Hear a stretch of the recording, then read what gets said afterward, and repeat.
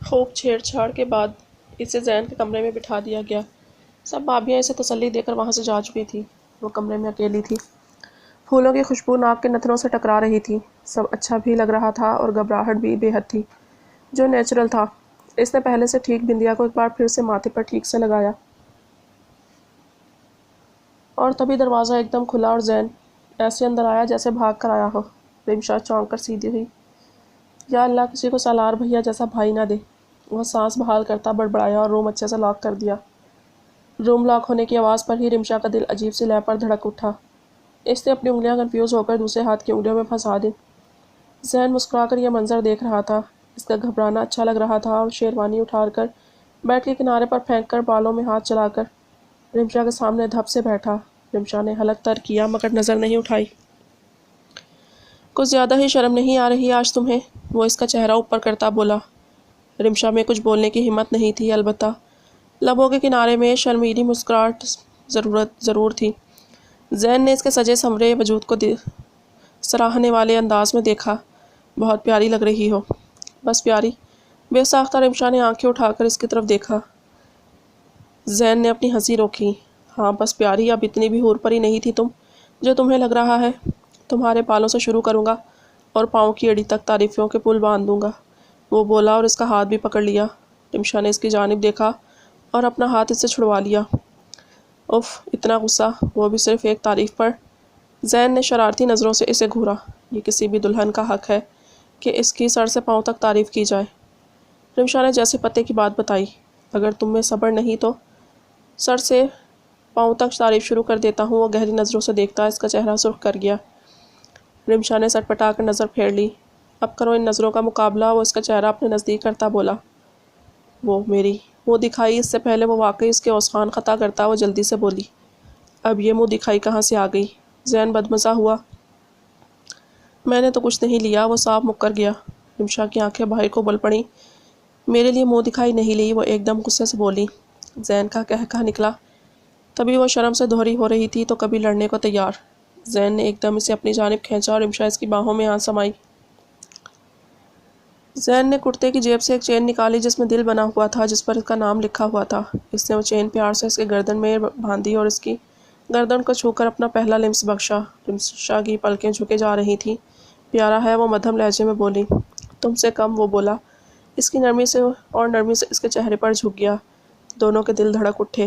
لمس کی نرمی رمشا کو اس کا کرتا سختی سے جکڑنے پر مجبور کر گئی، جبکہ زین کی گستاخیاں جیسے بڑھنے لگیں۔ رمشا نے اسے روکنا چاہا مگر ایسا سما تھا کہ وہ خود بھی نہ رک پائی۔ کوئی بہت طوفانی عشق تو نہیں مجھے تم سے، مگر اچھی لگتی ہو۔ میں جانتا ہوں یہ اچھا لگنا جلد محبت میں بدل جائے گا، وہ اس کی جھکی جھکی پلکوں پر پیار کرتا بولا۔ تو رمشا نے اسے خود سپردگی سی دے دی اور ذہن سب بند توڑتا چلا گیا۔ اس کے ہر انداز میں رمشا کے لیے عزت، احترام، نرمی اور محبت تھی، جیسے وہ بہت نازک ہو، بے دردی سے چھونے سے اسے نقصان نہ پہنچ جائے۔ تبھی وہ بے حد نرمی سے اسے اپنی محبت کی برسات میں بھگونے لگا۔ کہاں جا رہے ہیں آپ اس وقت؟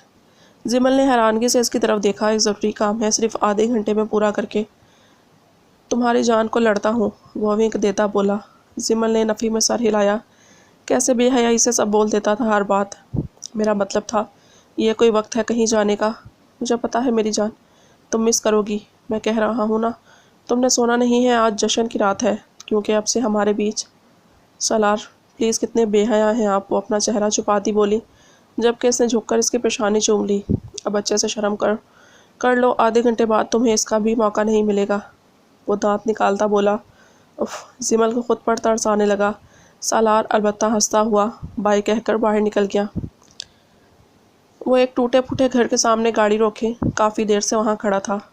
ہاں، جمل سے آدھے گھنٹے کا کہہ کر آیا تھا، مگر وہ جانتا تھا اس سے زیادہ وقت ہو چکا ہوگا۔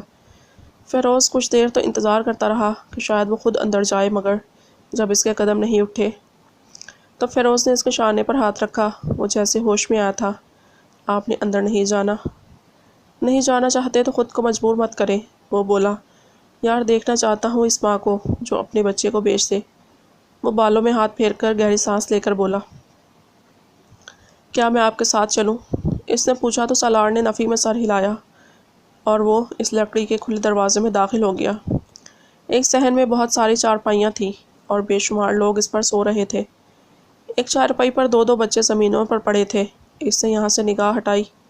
سمجھ نہیں آیا یہاں وہ جنہیں ڈھونڈنے آیا ہے وہ کہاں ہوں گے۔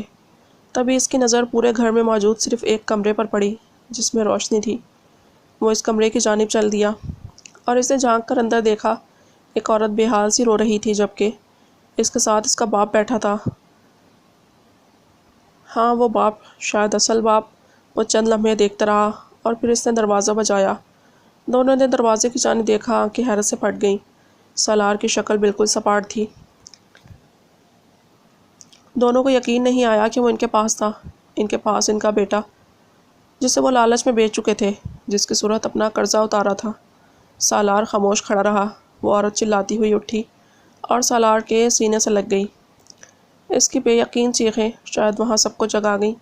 سالار نے ایک پل کو ناگواری سے یہ منظر دیکھا اور پھر اس انجان لمس کو جو اس وقت اس کے وجود سے چپٹا تھا۔ اسے مدیحہ یاد آ گئی۔ در حقیقت وہی اس کی ماں تھی، بھلے اس نے اسے جنم دیا یا نہیں۔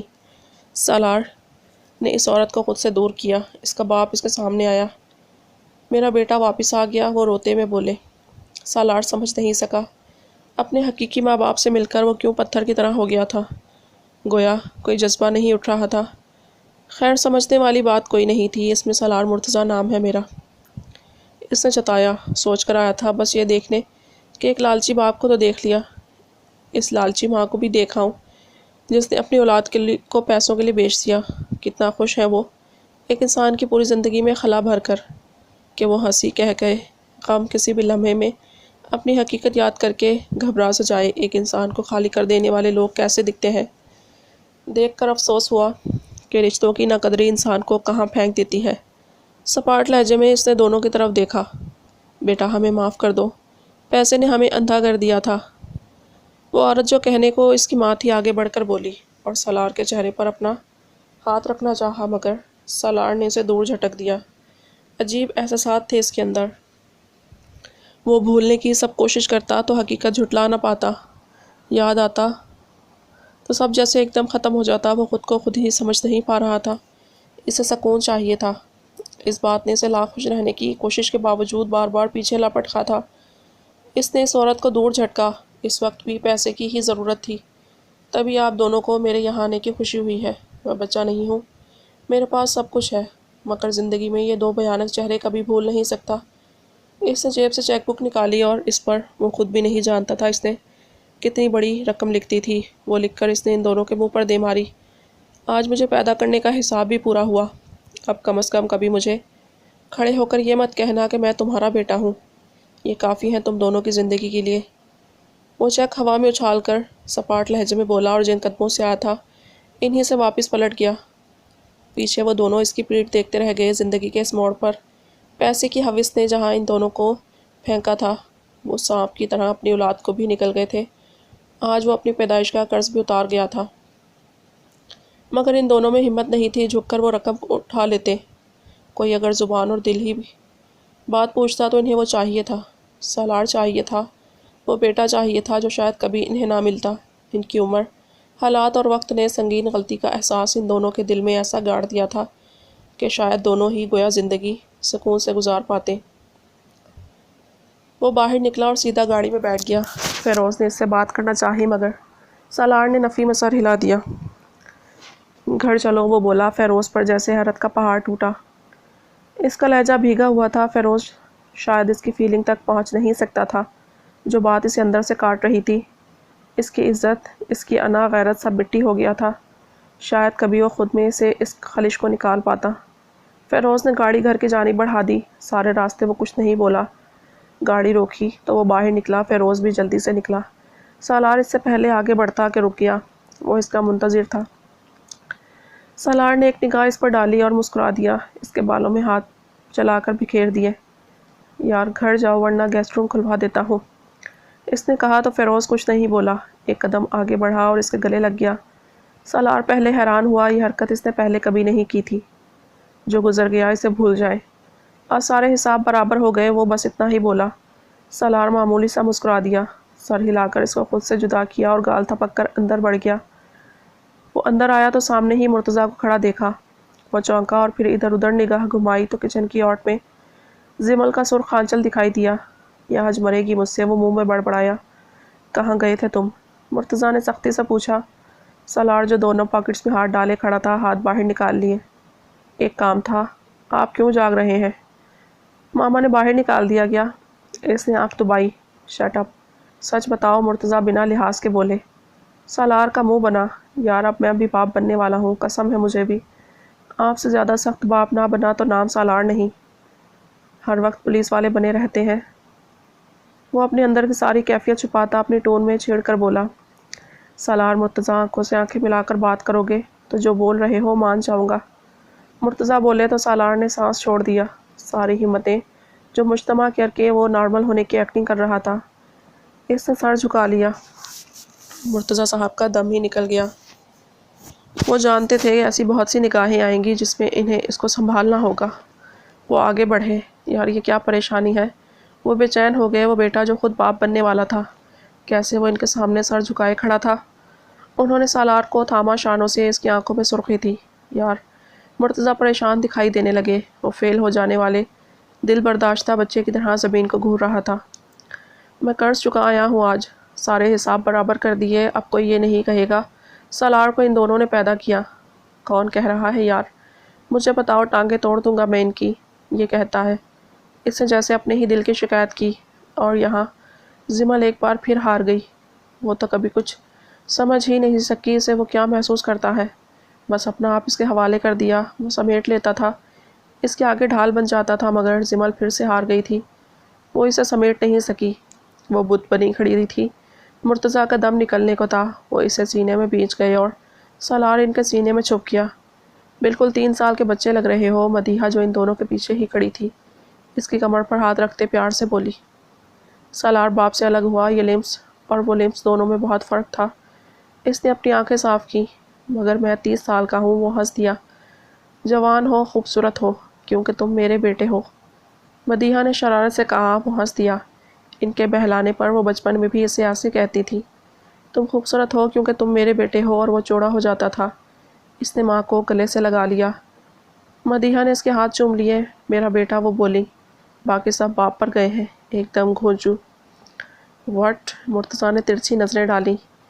इनके साथ मिलकर मेरी बुराई निकालने की ज़रूरत नहीं, मुर्तज़ा बोले। मुझे ज़रूरत भी नहीं आपकी, मदीहा ने भी पटाख से जवाब दिया। जब बेटे मुंह नहीं लगाएंगे तब मैं ही याद आऊँगा। मुर्तज़ा ने सालार के सीने से लगी मदीहा को देखा। मेरे बेटे ऐसे नहीं, मदीहा ने मान से कहा। वाह यार, सालार महसूस हुआ। मैं भी जिमल से ऐसे ही लड़ूंगा जब बूढ़ा हो जाऊंगा। वो दांत निकालता बोला, जैसे बहुत पुरजोश हो। बेटा, औरतें करती हैं, मर्द नहीं। मुर्तज़ा ने इसके शाने पर हाथ रखा। मर्द अपनी मनमानी के लिए जो पैदा हुए हैं। मदीहा तो सीधी हो गई। सालार का हंस हंस कर बुरा हाल था। यार थोड़ी देर और लड़े, मज़ा आ रहा है। वो सोफे पर बैठ गया। क्यों हम पागल हैं? मुर्तज़ा बोले। ये अब समझ आ गई मुझे। मर्द ही औरत से ज़्यादा प्यार करता है। सरासर झूठ। मदीहा ने मुंह ही मोड़ लिया। डैड, इनडायरेक्ट मॉम कह रही हैं वो आपसे ज़्यादा प्यार करती हैं। वो आंखें घुमाकर बोला। इन दोनों की भी तो सुलह करानी थी। वो तो मैं जानता हूँ। मुर्तज़ा खुश हुए। बस बकवास करवा लो इस लड़के से। मदीहा अपनी जल्दबाजी पर शर्मिंदा सी हुई। अच्छा यार, अब नाराज़गी को बायकाट करो। कमरा इंतज़ार कर रहा है। बेशरम, बदलिहाज। मदीहा को तो गुस्सा ही आया इसकी फजूलियात पर। इसकी कमर पर थप्पड़ मारा जबकि वो हंसा। बाबा, माफ़ी मांग लेना, वो आंख मारता बोला तो मुर्तज़ा ने मुस्कुराकर मदीहा को देखा। मदीहा अपनी मुस्कुराहट समेटती वहाँ से हट गई, जबकि मुर्तज़ा ने शुक्र का सांस बहाल किया और सीढ़ियाँ चढ़ते सालार को देखा जो जानता था जिमल किचन में है। रात का एक बड़ा हिस्सा गुजर गया था। वो थी कमरे में नहीं आ रही थी। सालार पुरसुकून था। जिमल का मुर्तज़िर था और नींद अलग आ रही थी। तभी इसकी आंख लग गई। जिमल फजर की अजानों के वक्त कमरे में आई तो वो तकियों को बाहों में भींचे सो रहा था। जिमल इसके पास आकर बैठ गई। इसके बालों में उंगलियां चलाने लगी। प्यार करना नहीं आता मुझे सालार, आपको पढ़ना नहीं आता। आज मैं खुद से बहुत शर्मिंदा हूँ, बहुत। इसकी आवाज़ भीग गई। इसने झुककर सालार की पेशानी पर लिम्स छोड़ा और जल्दी से दूर हो गई। वो गहरी नींद में था। जिमल ने इसकी बाहों से तकिया आज़ाद किया और ब्लैंकेट उठाकर खुद इसके बाजू में लेट गई, जहाँ सुकून था। چین تھا جیسے دنیا کی ہر تھکاوٹ اس حفاظت پر آ کر ختم ہو جاتی تھی۔ سالار نے اسے نیند میں ہی قریب کر لیا۔ میں کب سے ویٹ کر رہا تھا۔ میری نائٹ سپوائل کی ہے تم نے، تمہیں اس کی سزا ملے گی، وہ گہری نیند میں بڑبڑایا۔ زمل نے اس کی گردن میں ہاتھ ڈالا اور اس کے بالوں میں پھر سے انگلیاں چلانے لگی۔ منظور ہے، وہ مدھم لہجے میں بولی اور سکون سے آنکھیں موند لی۔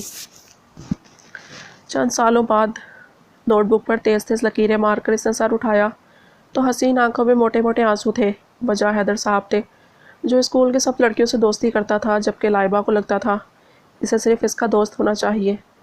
وہ کیوں کسی سے دوستی کرتا ہے؟ وہ سالار انکل سے اس بات پر پٹتا بھی تھا، پھر بھی ویسا ہی رہتا تھا۔ اس نے اپنے آنسو صاف کیے اور اس کے سفید پھولے پھولے گالوں میں چیری سی گھل گئی، یعنی سرخی پھیل گئی۔ لائبہ تم رو رہی ہو؟ نور نے اس کی طرف دیکھا۔ چھٹی ہو گئی تھی، وہ اسے لینے آئی تھی، منہا بھی ساتھ تھی۔ دونوں نے لائبہ کو روتے دیکھا تو جلدی سے کلاس میں آئیں۔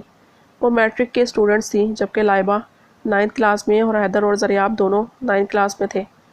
دونوں ٹوئنس تھے۔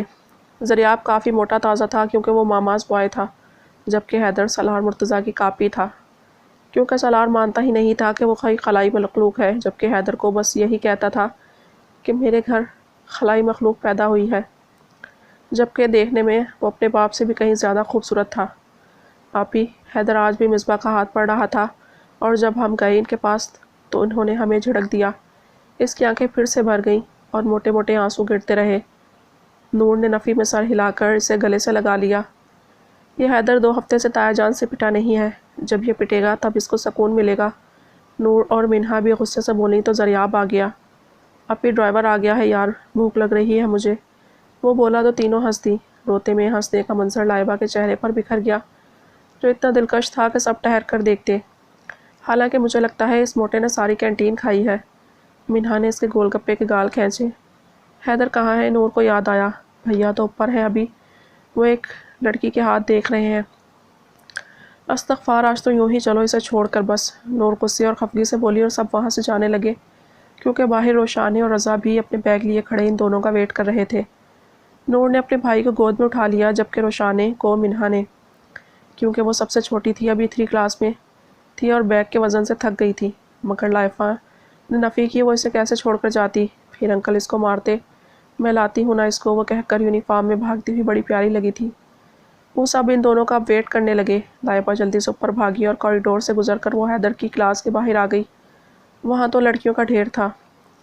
لائبہ کی آنکھوں میں پھر سے آنسو آ گئے۔ حیدر جو مسکرا کر علیزے کا ہاتھ پڑ رہا تھا، ایک دم نگاہ لائبہ پر اٹھی جس کی آنکھوں میں بے شمار آنسو تھے۔ اوہ تیری بیٹیا، تو گیا آج؟ Okay girls bye. وہ بیگ کاندھے پر ڈالتا ڈیسک پر سے اچھل کر لائبہ تک پہنچا۔ او میری ہنی بنی، رو کیوں رہی ہو؟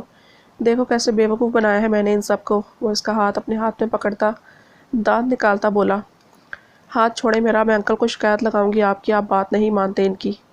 وہ غصے سے اپنا ہاتھ چھڑا کر باہر بھاگ گئی۔ یار لائبہ پلیز، دیکھو سب کو شکایت لگانا سوائے ڈیڈ کے میرا موڈ اچھا ہے، مجھے جوتیاں نہیں کھانی یار پلیز، وہ بولا۔ بیگ دیں۔ لائبہ نے اچانک رک کر اس سے بیگ لیا۔ حیدر مسکرا دیا اور اس کی گردن میں ہاتھ ڈال لیا۔ ہنی بنی، تمہیں چاکلیٹ کھلاؤں گا، پیزا اور برگر بھی، وہ اس کا گال کھینچتا بولا تو لائبہ خوش ہو گئی تھی اتنے میں ہی۔ اور میں پین کیک بناؤں گی آپ کے لیے، وہ پوچھنے لگی۔ چڑیا جلا دو گی تم؟ باپ والا انداز تھا اس کا بالکل۔ نہیں حیدر، میں نے سچی میں سیکھ لیا ہے اب، میں اپنے گھر سے بنا کر لاؤں گی شام میں، تم ہمارے ساتھ چل رہی ہو سمجھی، وہ گھور کر بولا۔ مگر دادو اکیلی ہوں گی نا، ماما بابا تو فرینڈ کی شادی میں آؤٹ آف سٹی گئے ہیں۔ وہ دونوں سارے راستے باتیں کرتے ہوئے نیچے آ رہے تھے۔ واقعی عفان انکل گھر نہیں، ہاش ریلیف، اب میں مزے سے ان کی بائک لے کر گھوموں گا، اور خبردار جو تم نے کسی کو بتایا، ساتھ اس نے وارن بھی کیا۔ لائبہ نے منہ بنایا، میں نے پہلے کبھی بتایا ہے؟ تبھی تو تم میری بیسٹ فرینڈ ہو۔ وہ مسکرایا، مگر آپ کی الٹی سیدھی حرکتیں نہیں کریں گے، ویلنگ بھی نہیں کریں گے، وہ ساتھ وارن کرنے لگی۔ اچھا بابا، وہ جان چھڑانے کو بولا، جبکہ دوستوں کے ساتھ رات ہائی وے پر جانے کا پلان تھا۔ وہ بے حد ایکسائٹڈ تھا۔ لائبہ کو لے کر جلدی سے گاڑی میں بیٹھا، کبھی وہ دونوں اس کی جان کو لڑے، نور اور منہا۔ لائبہ کو وہ زبردستی اپنے ساتھ لڑ بھیڑ کر لے آیا تھا، جبکہ وہ ایک ہی بات کہہ رہی تھی، دادو اکیلی ہوں گی، مگر اسے آخر میں اسی کی ماننی تھی۔ وہ سب گھر میں داخل ہوئے اور زور و شور سے سلام کیا۔ حیدر کا دل کیا واپس ہی پلٹ جائے، سامنے ہی اس کا باپ اس وقت اٹھا تھا، ناشتہ کر رہا تھا۔ اس کی چترول بنا کسی وجہ سے پکی تھی۔ زریاب نے بیگ پھینکا اور سیدھا باپ کے سامنے چیئر کھینچ کر بیٹھ گیا۔ یہ کیا ہاتھی بن رہے ہو تم؟ سالار نے گھورا۔ زمل جو زریاب کے لیے پراٹھا ڈال رہی تھی غصے سے مڑی۔ اتنی بار کہا ہے میں نے اس طرح مت ٹوکا کرے۔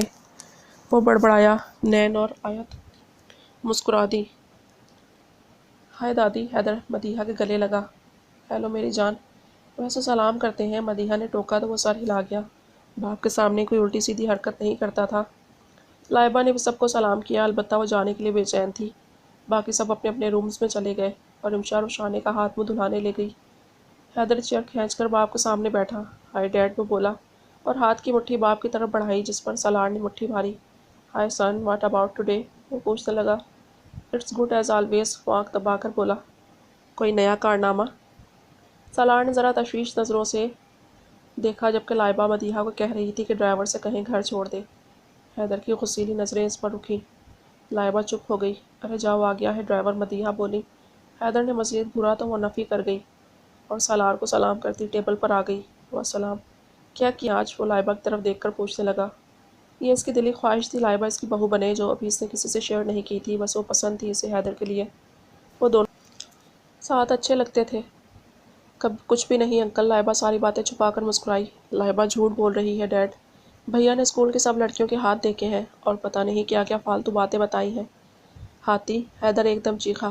میری جان یہ کھا، میں رات کو تمہارے لیے آئس کریم لاؤں گا۔ جلدی سے اس کے منہ میں سیب ٹھونستے اس نے گھور کر کہا۔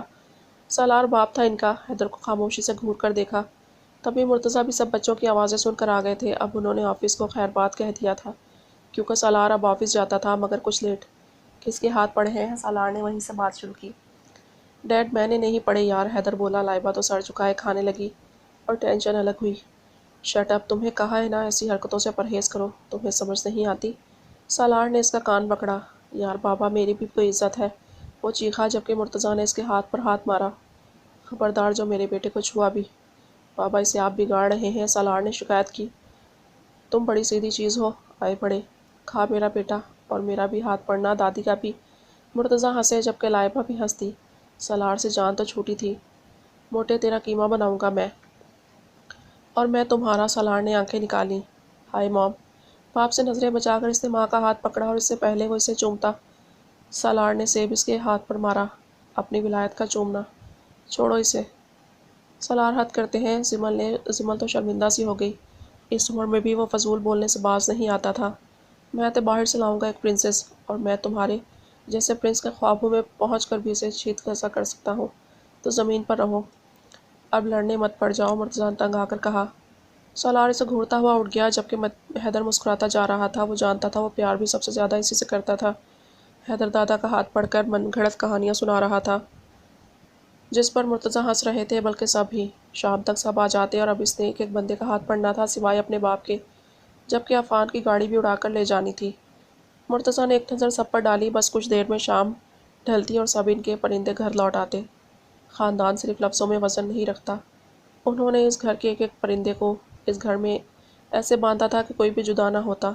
وہ خوش تھے، ان کے چاروں بیٹے، اور اب ان کے بچے بھی اس گھر کی رونق بن چکے تھے۔